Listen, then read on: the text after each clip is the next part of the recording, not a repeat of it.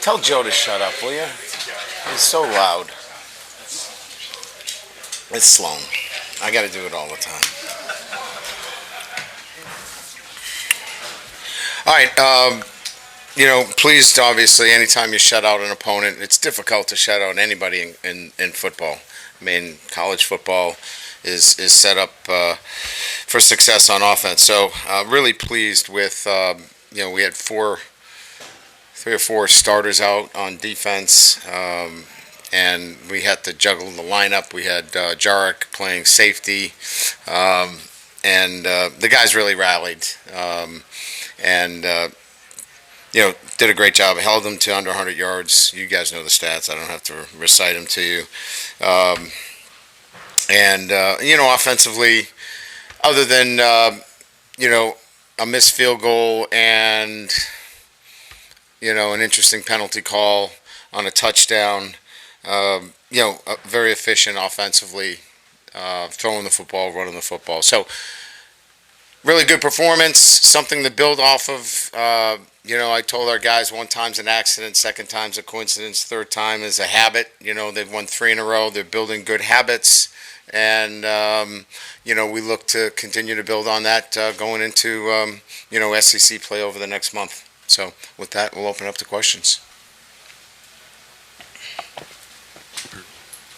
Coach, how many games have you been a part of where, I know they kneeled it out or let the time run out right before halftime, but every other drive was a punt and all but 2 of them were 3 and outs?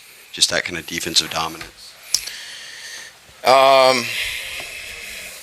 I've been coaching 32 years, so I've had some of those games. I think most of them, you know that you're in a dominating performance, and you just wish you had more points on the board at that time, because it was pretty clear that they were going to have a difficult time moving the football on us. And I thought our plan was excellent,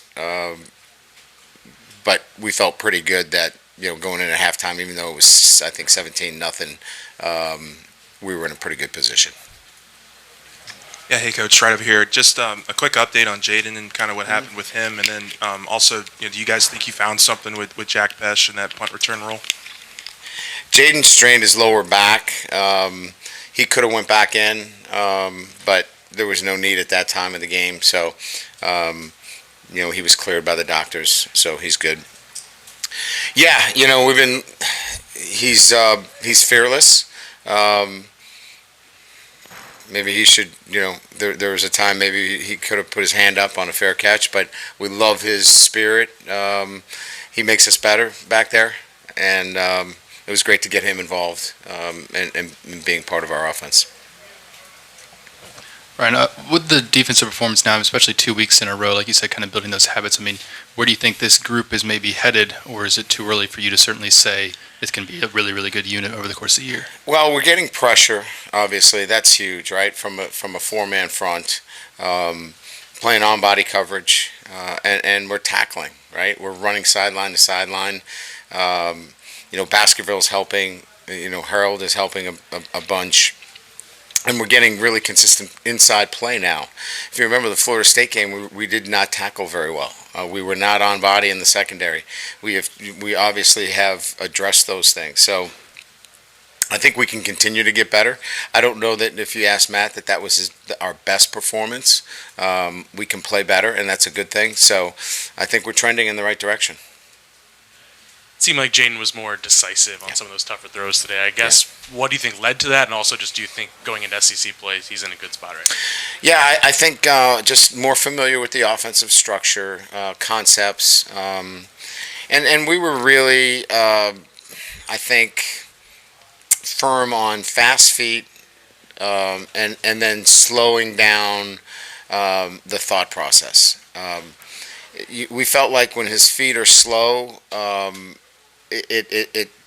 it puts his mind moving too fast because he feels like the opposite has occurred. So we got into a really good coaching point with fast feet, slow decision making, and it really helped him a lot, and it was nice to see.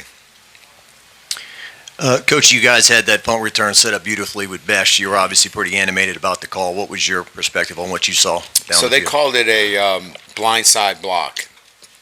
And I took issue with the fact that it was a blindside block. If he's, a blindside block means he could not defend himself. I felt like he clearly saw it coming. He got his head across. And they just simply had a different interpretation. And I said, if you take that block out of football, there won't be punt returns. And I just felt, look, they won the argument because it's their interpretation of what a blindside block is. I didn't agree with the call, and I wanted to make sure that I probably was beating a dead horse on the thing, but I wanted to make sure they heard me. With B.J. Ojulari, is he just sort of dealing with a little bit of a nagging injury? It's the patella that we work out on Saturdays, and when we went through our workouts, it was just cranky, and there was no sense, especially in the position that he had. He was not going to get a ton of work where we had him in the jack position. He had QB, and as you saw, the ball was going out on the perimeter, or they were running dive. So we just thought it was best that we rest him and get him 100%. Yeah, Brian, right here. The nuss you saw tonight, was that the nuss you saw in preseason? Yes. Decisive, and made obviously some really high-level throws. Love to see him hook up with Malik down the field, but he's a talented football player. He's just, making good decisions, take what they give you, be disciplined, and you've got another really fine quarterback there. Hey, Coach, what can you say about the performance of the running backs tonight? Seemed like a lot of them got going more than the past couple weeks. Yeah, I thought they ran with low pads. They were physical. Noah Kane obviously played really well. I thought all of them, ran hard. They were physical. Took it to the defense, and that was really the emphasis all week. They're not very big up front. They do a lot of things, obviously, but run with low pads, and I think Frank was emphasizing that all week, and run physical. And I thought we were extremely physical at the running back position. Brian, do you have an update on Major Burns and also on Armani Goodwin? Amani was a hamstring, so we're hopeful that clears itself. Major situation is probably one where he's going to be lost probably for anywhere from 3 to 6 weeks with an upper neck injury. There was no, I don't want to get into the specifics when you talk about a neck injury, but he's been cleared by all of the doctors, but it's going to need some rest. But it's probably going to take between 3 and 6 weeks before we can get him back out on the field. Coach, we've mentioned it tonight, and you have too. With Armani going down, you had Noah Kane step up. John Emery is looking a lot sharper. And then you have Butte out because of a baby being born, and you got Besh stepping in, Nussmeier coming in and really showing improvement. Are you seeing that the guys on the team all kind of taking that opportunity to be able to fill in and take an advantage of their opportunity when it presents themselves? Yeah, I think there's two things here. One, we trust them, and if a guy goes down, we have no problem bringing the next guy in and giving them that opportunity. So I think they feel the trust from us, and then that gives them confidence that they can go in there and play at a high level. So, and that's kind of evolving, right, as we go along, where we're not wringing our hands. Do we want B.J. Ojulari out there? Absolutely, but we know the next guy is going to go in there and play well. Do we want Kayshawn out there? Absolutely. It was great that he was with, obviously his girlfriend and being there for the birth. But Jack Besh steps up. So I think we're in a very fortunate position that we have that. Let's try to get them all on the field at one time and see what happens too. That would be nice as well. Coach has time for two more. Coach, right here. how do you feel like the offense is progressing as a whole at this point in the season? Yeah, I think it starts with the quarterback. You saw what those receivers can do.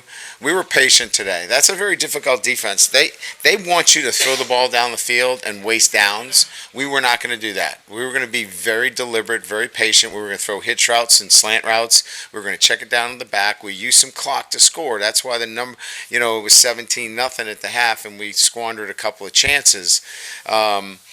But we got the ball out quickly. It was timely. It was efficient.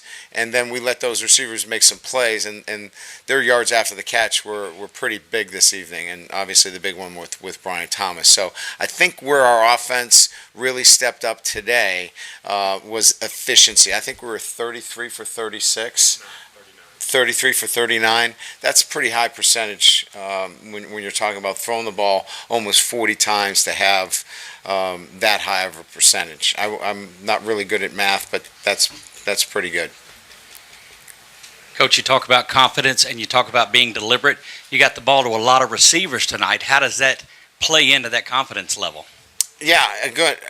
Look, there's so many of those guys that can make plays. To get Lacey some playing time and watch him run after the catch. That's what he does in practice. And to watch Jack obviously was fun to see him get going and feel good about being out there. Jenkins continues to make play after play. Late in the second half or the second quarter where we needed a couple of big plays, he catches the ball in traffic. So, I can go on and on. I mean, Malik Neighbors, obviously, Brian Thomas, Chris is involved. There's a lot of really good players, and we got the ball around to all of them. Thank you. Appreciate it. Go this way. Yes, sir.